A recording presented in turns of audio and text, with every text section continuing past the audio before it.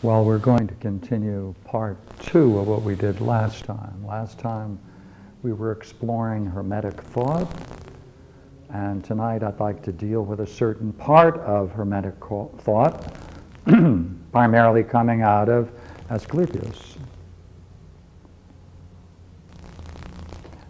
Previously, we were dealing more directly with the Hermes literature. A part of the Hermetic literature is the Asclepius. Now, what's at stake? Well, we all know the Renaissance is a rebirth, the rebirth of culture in Europe, principally Italy. And out of the Renaissance came a special group of people who call themselves humanists. Human, man, human. And they were the people who revived the arts. They were most interested in the arts, revival of the arts. They had a theme, and the theme was the glorification of man. New vision. Among the humanists, perhaps one of the most central figures is Pico della Mirandola. And so I'm going to read just a few sections of a work on Pico, and then we're going to go into Asclepius. But before I do that, I'd like to have a kind of review for a few minutes about a curious thing. This material from the 14th, 15th century came pouring into Europe and translated, and that provided the impetus. People jumped into it, got involved in it. Plato's Academy was formed in Florence. Therefore, there was a transmission of ancient learning. But it wasn't pure. It was not pure. Maybe you can never really transmit one culture into another. Well, it was adapted. There was an adaptation that took place. And unless you're clear about that, then you don't see that what we call this transmission of culture into Europe, that it was really distorted, certain disguise. And what I'd like to do is see whether we can talk about that disguise. Curious disguise. Now, there are two ways that you can disguise something. You can make it better, you can make it worse. Both are disguises. Right? If you bring in some literature and create something out of it, and describe it in such a way so that it's less than the thing, that's a distorting, that's a disguise. Or you can assign to it all kinds of values beyond what it self-proclaims, and that's another kind of disguise. So therefore, I'd like to first, therefore, talk about one of the men who dealt with this literature, Pico. And take a look at how he is understood by perhaps one of the leading thinkers of the Renaissance. So therefore, I think one of the great thinkers of the Renaissance period is Paul Oscar Chrysler, and I'm going to quote out of his book, Renaissance Thought, Papers on Humanism and the Arts, which is a really fine little paperback, Harper Torchbacks, because he has a nice summary of Pico and the Hermetic thinkers. So let's start with that. All right. He makes a contrast between Pico and one of the great founders of the Renaissance, who of course was Ficino. Ficino did all the translations of Plato and many of the great works, and it was to him that we owe so much of the translation of all the Greek works. So here's a background.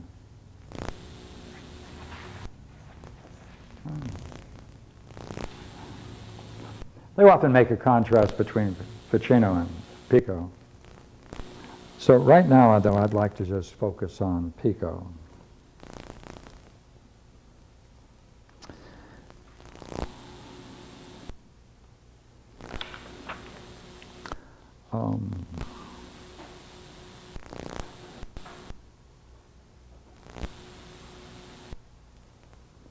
Pico focuses on one characteristic point. Man is no longer the center of the universe, but he's detached from the entire series of existing things and free to choose his own form of life. That's his contribution, right? And there's a freedom man has. There's a freedom to choose the kind of life, so therefore he can exercise the will as a consequence of having his freedom, and he can mold his life. So this is a particular kind of thing that Pico did. He was very much familiar with Ficino, and the literature came in coming out. Well, let's see then what he did.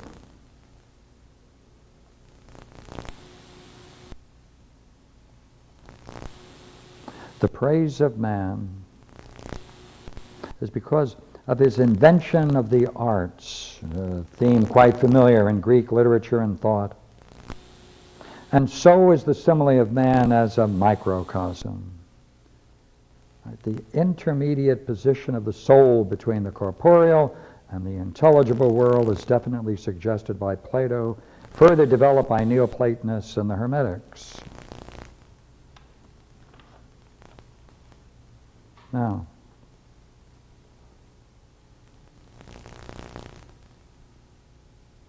Ficino, therefore, saw in Neoplatonic thought that there's a hierarchy.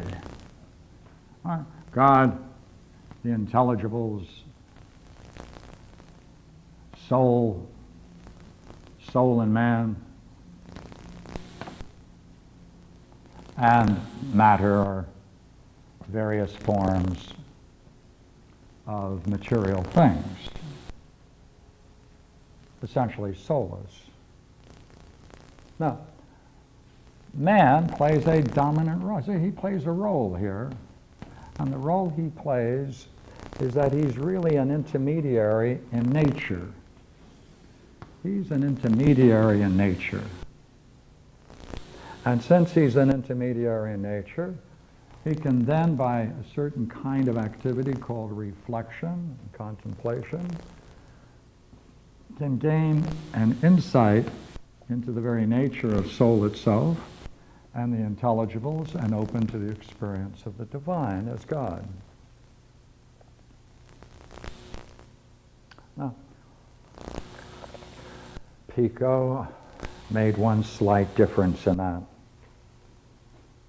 He maintained this notion of a hierarchy, but for him, man is no longer a definite element in the hierarchical series, nor even a privileged center. He's entirely detached from that hierarchy and can move upward and downward according to his free will. So for Pico, he's accepted this, except for one thing. He took man out of this and said man can go up and down. Obviously not into the material world.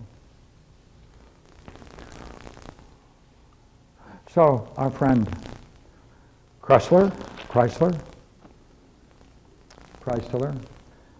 this is his summary. Thus, the hierarchy is no longer all-inclusive, while man, because of his possession of freedom, seems to be set entirely apart from the order of objective reality. Man is free, see? Now, here's the question, you see. Is that what the Hermetics were saying? That's the first thing. Was he accurate in saying what he did? But what Chrysler is going to push is the fact that this cry of freedom took on a political dimension, and as a political dimension, it transformed European consciousness and made him more a political animal. When it's within this structure, it doesn't make him primarily a political animal seeking freedom for himself and for others. but freedom to understand the structure and perhaps move within it. Well, let's see what Asclepius 1 actually says. Well, and first I'll make some points and then I'll read a few sections. So now we're going to go in Asclepius first and see what it is. They focus on mind. That's the key thing. Mind. Mind is filled with good. And in some places they even say one good, not necessarily goods plural, but they're just the good. Next, the human soul is immortal, yet the human soul has differences. Different kinds of souls. Well, theologically, God is one, the one. All is one. One is all things. I also have the idea that all is in the Creator prior to creation. Well, this is a notion we are familiar with. We call that the Logos, don't we? That in the mind of God, there is that Logos, on the basis of which God then reflects, and in so doing, creates the universe. Therefore, that's the model. The universe, therefore, is the copy. Therefore, in that sense, all is in the mind of the Creator prior to the creation, since what is prior to creation is the idea in the mind of God. Now, two forces, primarily. See, this is a force. Creation is a force. Right? That's generative. That's generative. Now, there are things in the universe that try to return. That's nurturing, right? That's a nurturing. Genitive and nurturing. Right. Now, central to the whole Asclepius and the Hermetics is that this is something that you're going to have to go through great effort to understand. You have to exercise the mind. It's not an article of faith. It's not an article of persuasion. The first thing they're going to develop is that there are one and many. And the way this expresses itself is, God is one, but there are many kinds of gods. Daemons, one, but there are many kinds. Not demon, daemon. Socrates was said to have a little voice, right? And that's called a daemon. We would call it a kind of an angel. It whispers things. Socrates' daemon always warned him, never told him what to do. So, watch it. Socrates calls that his daemon. There are many kinds. Daemons are one, but there are many kinds. And man is mankind one, but there are many kinds of men. Since there exists this one-many relationship, there's necessarily a kinship in the very heart of reality between gods, daemons, and men. But another thing, you see, there's also an interaction. Goes up and down. Daemons, these spiritual beings, there are many of them. They can influence man, particular men, and they bring luck, good fortune, warnings, etc. Sometimes they say, right, remember that great legend that each one of us has a star in the heavens, and that one star watches over us out of all the millions and billions of stars. Right, that's the idea of a daemon. And therefore, man, and all the different kinds of men there are influences from the daemons on man and influences of the divine on man. Therefore, there's a fellowship of all creation in the universe. Now, whatever, therefore, man or any of these admires, they imitate. That's a key concept in the entire system. That whatever you fall in love with, whatever you love, whatever you admire, whatever you're attracted to, you're going to set up a process of likeness. And that likeness is furthered by reflection. No. Conclusions. Therefore, if man in fact can be influenced by all of these forces, world soul, the intelligibles, this is really the realm of the divine. If this can also influence man, man is a marvel. Here he is, a thing on the face of the earth, right? A little peanut on the, right? An ant, as it were. Right? And yet he has that kind of capability of being able to grasp the intelligibility of this entire hierarchy. Therefore, man is really a marvel. Man is really a marvel. Well, Asclepius goes on and says, man is all things, and man is everywhere. And the real thing to delight in is that mind has been bestowed on man, and man alone is all of nature. Therefore, man is a privileged, a gift bestowed. And since we have that gift, it's important for us to exercise it. And when we exercise it, all of these things that we just said can be seen. I'd like to read a couple of lines out of Asclepius for a few minutes. Do you mean man is all things? That's right. That's what it says. Yes, I think it is.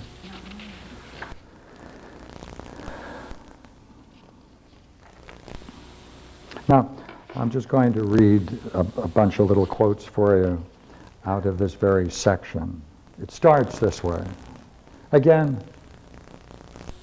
Trismegistus, it is God that has brought you to me, Asclepius, to hear a teaching which comes from God. And if you understand my words, and thereby come to see God, your mind will be wholly filled with all things good, if indeed there are many goods, and not rather one good, in which all goods are comprised.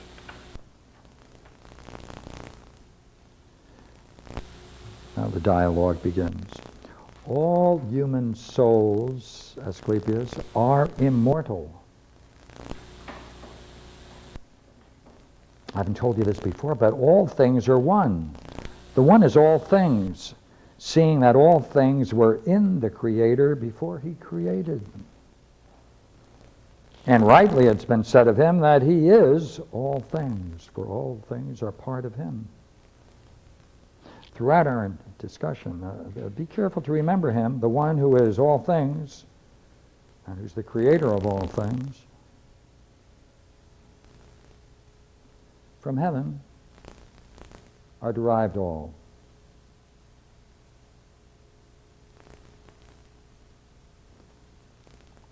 What tends downward is life-giving, upward, subservient. All that descends from on high is generative, all that which rises above is nutritive. I'll get my words out in a moment.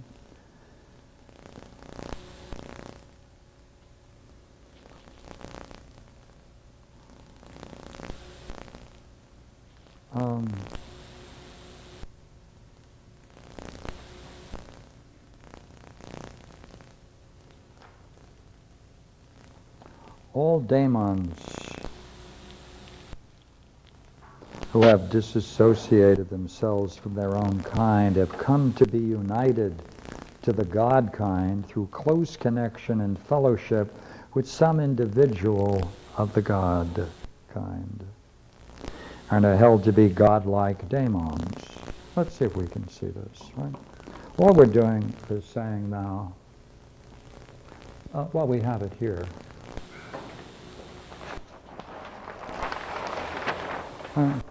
All we're doing now is looking at this section.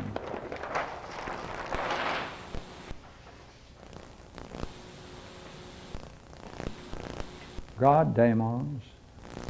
Right? We're going to have this figure now. God, they are gods. Right? There are daemons, many. Daemons. This is singular, pardon me. Right? They are man, and they are many kinds of man. Many kinds. Many kinds. And now we're just going to look at the interaction between that for a moment. All daemons, plural, that have disassociated themselves from their own kind, one, and have come to be united to the God kind through close connection and fellowship with some individual of the God kind, are held to be godlike daemons. So therefore, of the many kinds of daemons, right, many kinds of daemons, they can hook into certain kinds of these gods. Certain kinds can hook on with certain kinds. Therefore, you have all kinds of connections going back and forth between the different kinds of daemons, different kinds of gods. Same thing's going to happen here. Right? The daemons are going to be connected in a broad, different kinds of daemons are going to be connected with different kinds of men.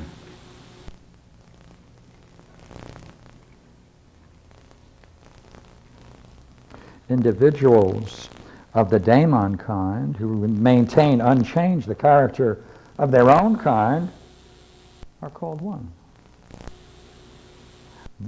Those who associate with men are called daemons, friendly to man.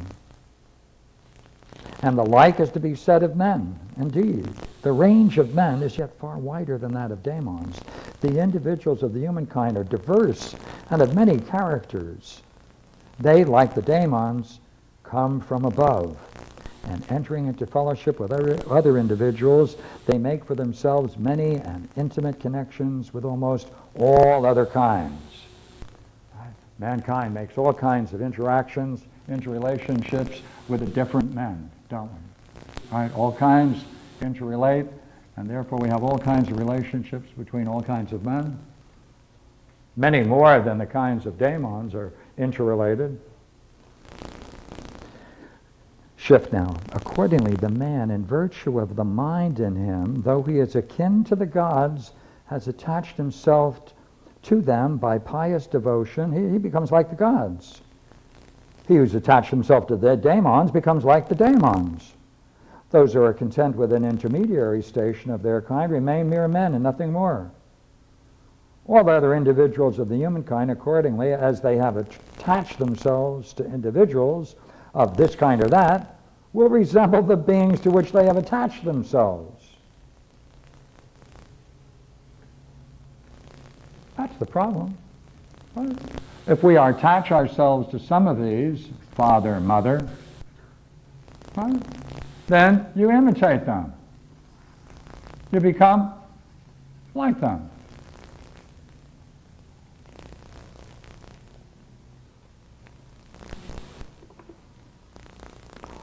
He who has attached themselves to daemons becomes like to the daemons. Those who are content with the intermediate station of their kind remain mere men and nothing more. And all other individuals of the human kind, accordingly, as they have attached themselves to individuals of this kind or that kind, will resemble the beings to which they have attached themselves. The problem is the attachment. You have to know what you're attached to. Either do it blindly, or you know. If you know, then you can decide whether or not you want that relationship to maintain itself without being challenged. Man is a marvel, Asclepius. Honor and reverence to such a being. Man takes of him the attributes of a god, as though he were himself a god. He's familiar with the daemon kind, for he comes to know that he is sprung from the same source as they, and strong in the assurance of that in him which is divine. He scorns the merely human part of his own nature. How more happily blended are the properties of man than those of other beings.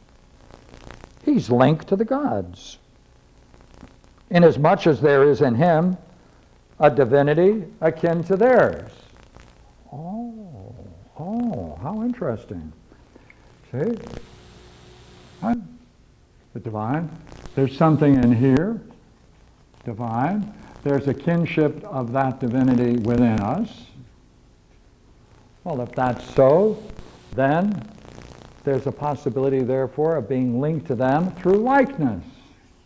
Right, that's all, through likeness. Or through the daemons, and that's Socrates.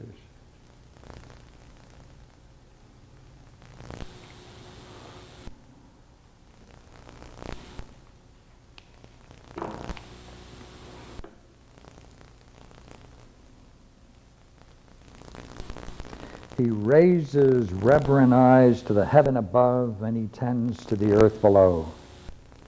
Blessed is his intermediate station. He is so placed that he loves all below him, and is loved by all above him. He has access to all. He descends to the depths of the sea by the keenness of his thought, and heaven is not found too high for him, for he measures it by his sagacity, as though it were within his reach. With quick wit, penetrates the elements.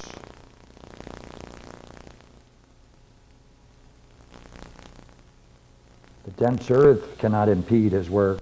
The deepest water cannot blur his downward gaze. Man is all things. Man is everywhere. Now, of all the different kinds of races, those which possess soul have roots extending downward to them from above. He talks about all the different kinds. Mind, which comes from the ether, has been bestowed on man alone, and of all beings that have soul, man is the only one whose faculty of cognition is by this gift of mind so strengthened, elevated, and exalted that he can attain to the knowledge of the truth concerning God.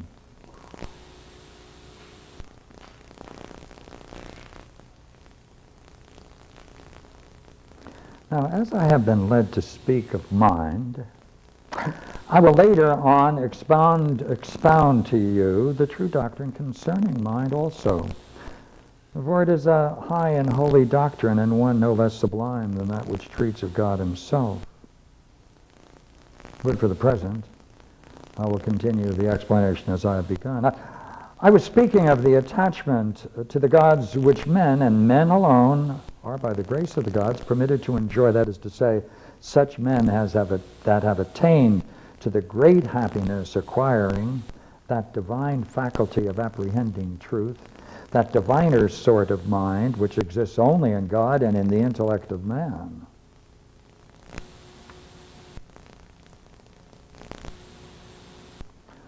A question from Asclepius to Hermes. But tell me, is not the mind of all men of one quality? Hermes. No, not all men. No. They have not attained to true knowledge. Many men, yielding to reckless impulse, see nothing of the truth. They're misled by illusions. And these illusions breed evil in their hearts and transform men, the best of living beings, into wild and savage beasts. But concerning mind and the like, I will fully set forth the truth to you later on, when I come to treat of this subject.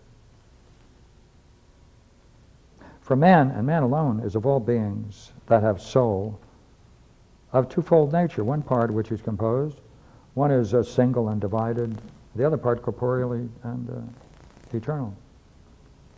We call that which is formed in the likeness of God. I'm skipping a bit. But what need is there that man should be placed in this material world? Why might he not have dwelt in the region where God is and have enjoyed perfect happiness from the beginning? Why do you come down to earth? You're right, Asclepius, says Hermes, in asking that question. And I pray God to give you my power, to give me power to answer it. For on his will depends all things, and above all else, the investigation of that which is highest and most comprehensive. And such it is that with which our present inquiry is concerned. Listen then, Asclepius. When the master, the maker of all things, whom by usage we name God, had made him who was second, a God visible and sensible, I call him sensible not because he perceives things by sense, but because he can be perceived by sense and sight. When I say God had made this being, his first one and only creation, and when he saw that being he had made was beautiful and wholly filled with all things good, he rejoiced and loved him dearly as being his own offspring. Therefore, being wise and good himself, he willed that there should be another who might look upon the being that he had begotten.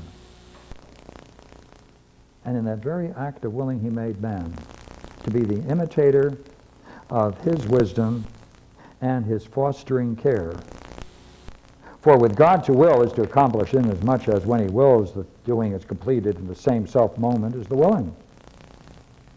And so having made man as an incorporeal and eternal being, and perceiving that the man whom he had made could not tend all things on earth unless he enclosed him in a material envelope, God gave him the shelter of body to dwell in, he ordained that all men should be formed in like manner. Thus he fashioned man of the substance of mind and the substance of body, of that which is eternal and that which is mortal, blending, mingling together the portions, to the end that he fashioned a creature that might be able to fulfill the demands of both sources of his being, that is to say, to venerate and worship the things of heaven, at the same time to tend and administer the things of the earth. And when I say the things of the earth, I don't merely mean the elements. I mean all things that men do on land and water to make of the earth and water, as for instance, pasturage, building, harbor works, navigation, intercourse with, and mutual service, that strong bond by which members of the human race are linked together. For to man is given the charge of that part of the universe which consists of earth and water. And his earthly part of the universe is kept in order by means of man's knowledge and the application of the arts and sciences, for God willed that the universe should not be complete until man had done his part in creation.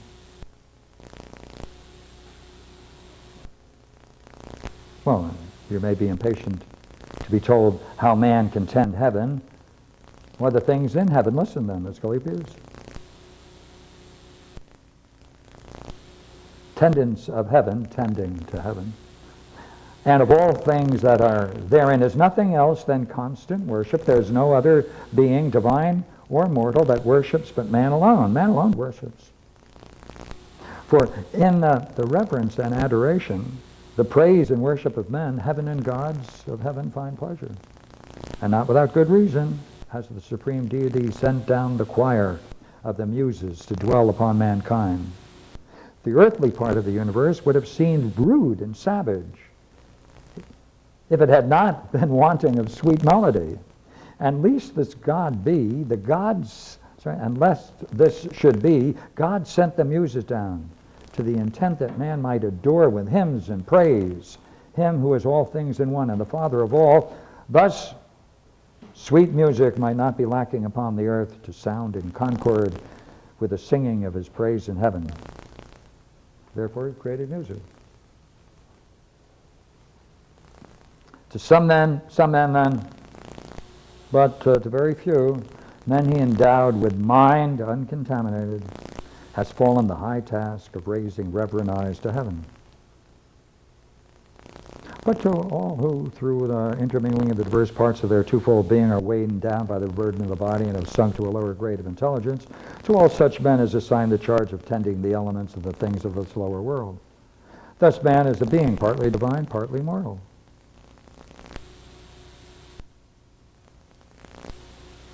Thus man is a being partly divine and partly mortal. Not that he is to be thought of, right? Not that he is to be thought the lower because he is mortal in part. We ought rather to regard him as exalted by his mortality, and that he is by such a lot more fitly and effectively constituted for a purpose preordained.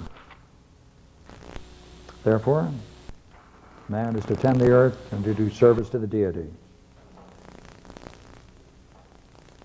Thus I began. God, the master of eternity, is first. The cosmos is second. Man is third. God, the maker of the cosmos and of all things that are therein, governs all things. But he's made man as a composite being to govern in conjunction with him. And if man takes upon him in all its fullness the function assigned to him, that is, the tending, which is the special task, he becomes the means of the right order of the cosmos, and the cosmos to him.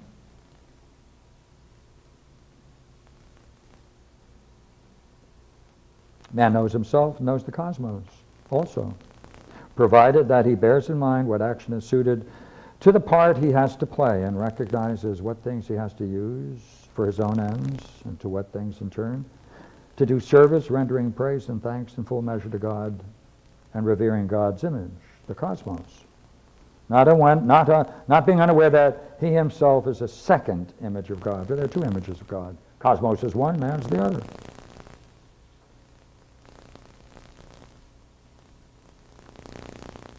For you must note that man, in order that he may be fully equipped on both sides, has been so fashioned that each of his two parts is made up of the four elements. And so, in respect to the divine part in him, which is composed of the other and the higher elements, so to speak, there is mind, intellect, spirit, reason. And he's found capable of rising to heaven through these. But in respect to the material part, which consists of fire, water, earth, and air, he's mortal, remains on earth, and he may not leave, right, or abandon things entrusted to his keeping.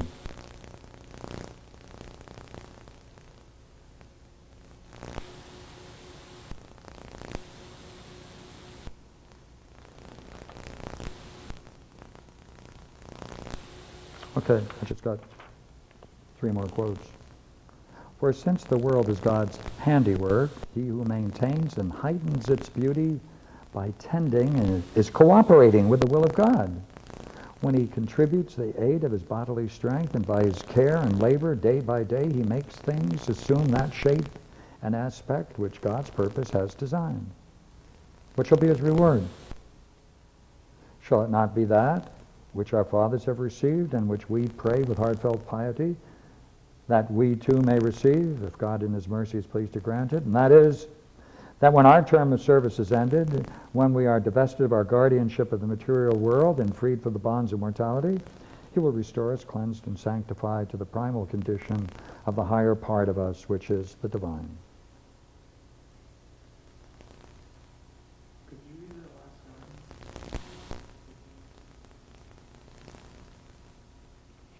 last line? What shall be his reward?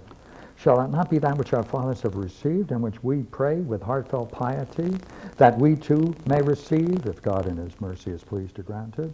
And that is, that when our term of service is ended, when we are divested of our guardianship of the material world and freed from the bonds of mortality, he will restore us, cleansed, sanctified, to the primal condition of the higher part of us, which is divine.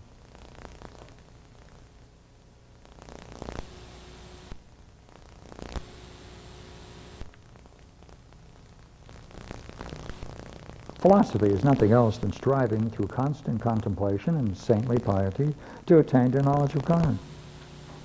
There will be many who will make philosophy hard to understand and corrupt it with manifold speculations.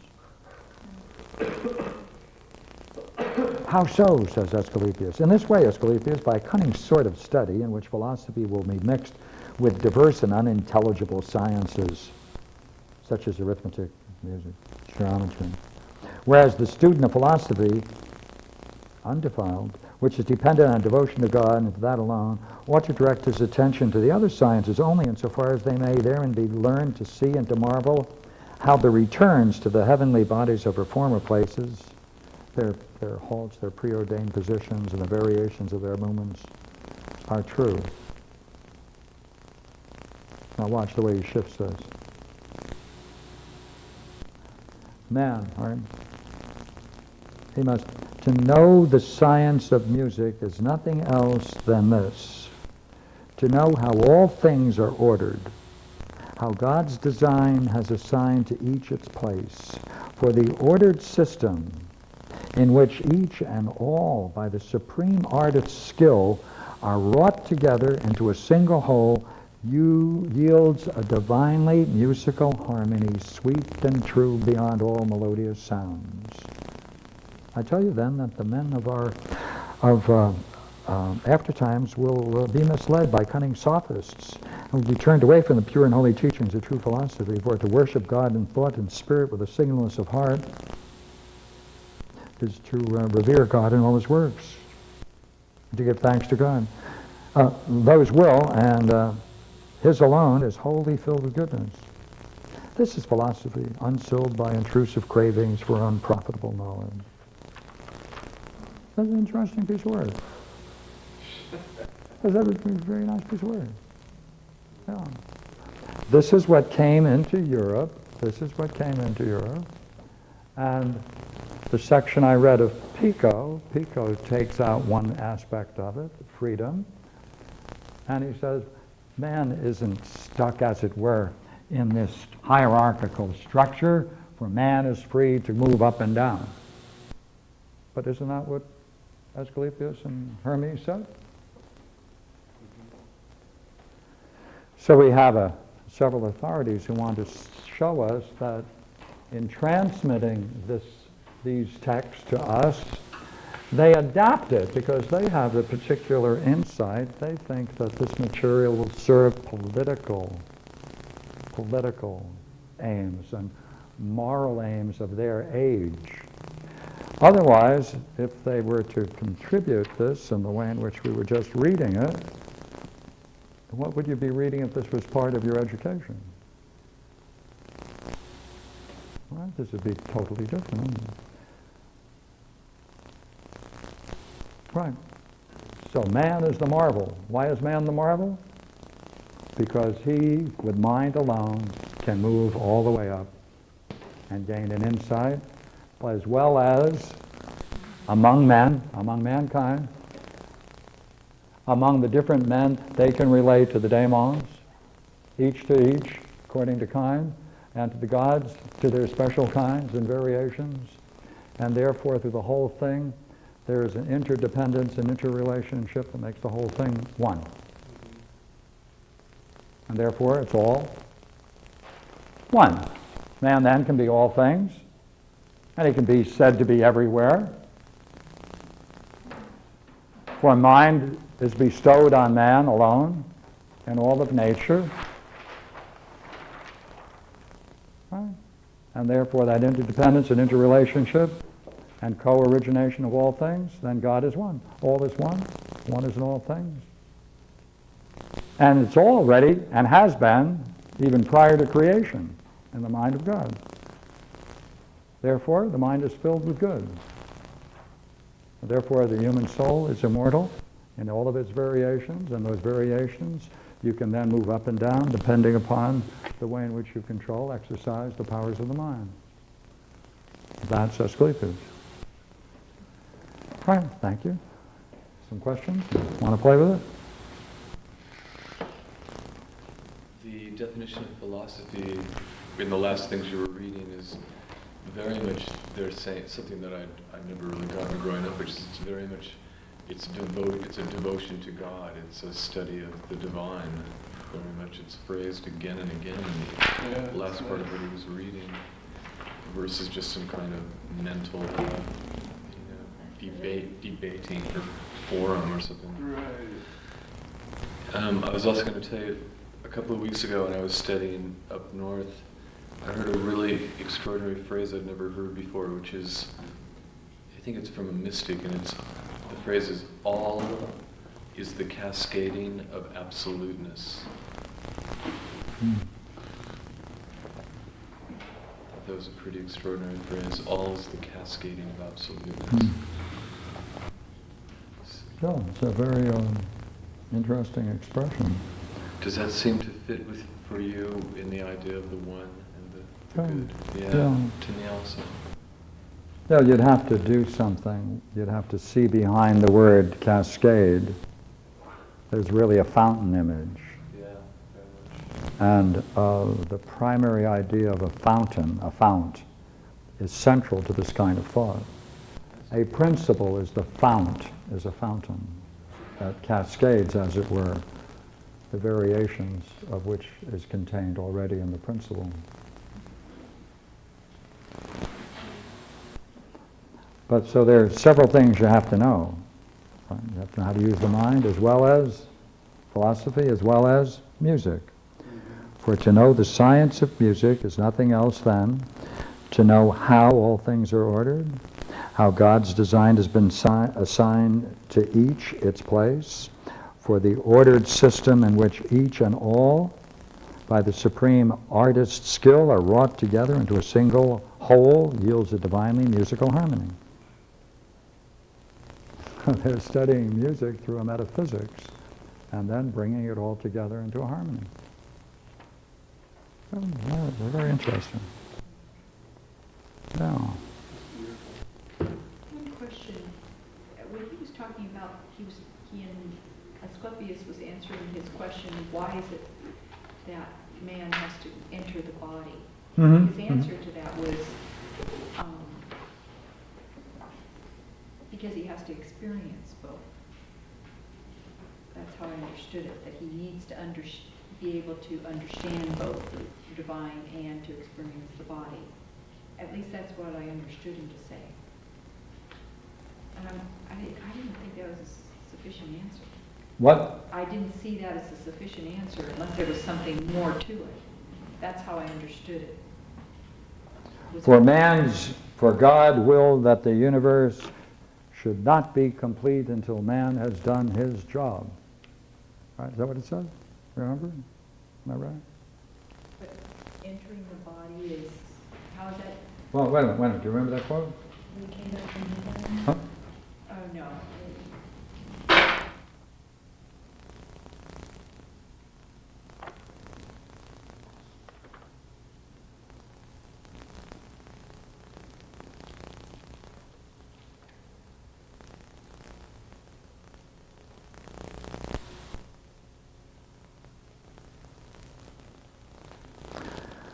Thus he fashioned man of the substance of mind and the substance of body, of that which is eternal and that which is mortal, blending and mingling together portions of either substance in adequate measure, to the end that the creature so fashioned might be able to fulfill the demands of both sources of his being, to venerate and worship the things of heaven at the same time, to tend and administer the things of earth.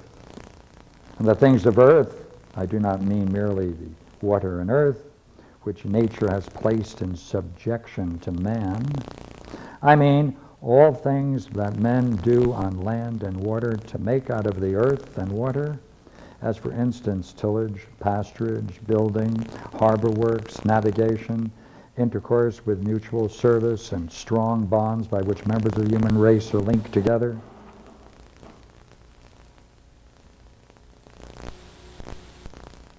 For God willed that the universe should not be complete until man has done his part.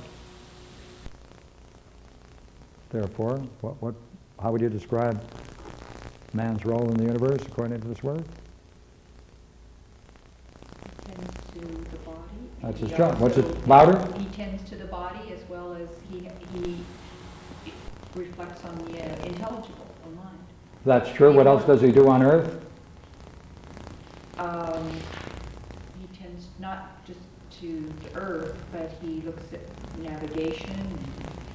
I'm not sure. I can understand that. Well, I mean all things that men do on land and water to make out of earth and water, as for instance tillage and pasturage and building and harbor works and navigation and intercourse and mutual service, that strong bond by which the members of the human race are linked together. So Civilization, society, mankind's interrelationships with one another, so that all human beings can have a bond with one another. Arts, navigation, right, husbandry. and ecological, tend the earth. This is basically an ecological position, right, a theological ecology. For man is a co-worker with creation. Is that right? Man has to do his part? Is that what it said? Yes, it is. By God, I think it did. For God willed that the universe should not be complete until man has done his part. Well, we have to do that, his part. Man has to do his part. Oh dear. And if he didn't, what happened? Therefore, man has to tend the earth. Go out there, as well as with human beings, get them together, get that bond that creates them all together. Right? Hey, make great harbors, waterworks, navigation, tillage, agriculture. Tend it. Tend it. Therefore, you'll be doing your part. To complete the universe. Yeah, to complete the universe. God made it, man has to perfect it. Right? Has to do his part. So therefore we are co-creators. See? Co-creators. And if we don't do our part? Well, there's another part, you'll come back as one of those beasts. Oh, that we have to. Then someone will attend you in another form. Yeah. Yeah. What's the name of this work? Same thing as last week. Hermetic. Right, right. This is there's a new translation, by the way, of Hermetica. This is Scott's. This is a famous one. But if there's a new one out, I haven't seen it yet, but it promises to be good. Do you know who it's by? No, but I can get you the name later. Yeah. Mine is falling apart. I have it glued together. It's falling apart. Can you get that through Barnes and Nobles? I can get it for you about 2 or 3 times the price. No, it should be on used shelves. I don't know whether it's still in print. It should be. I mean, this came out in 1970 something.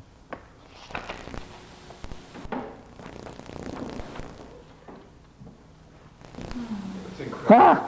Printed in 1968, but it was first published in Oxford in 1924. So it's been around, you know, so plenty of them in used bookstores, should be. Thank you, thank you, thank you. Enjoy it, Mount Johnson.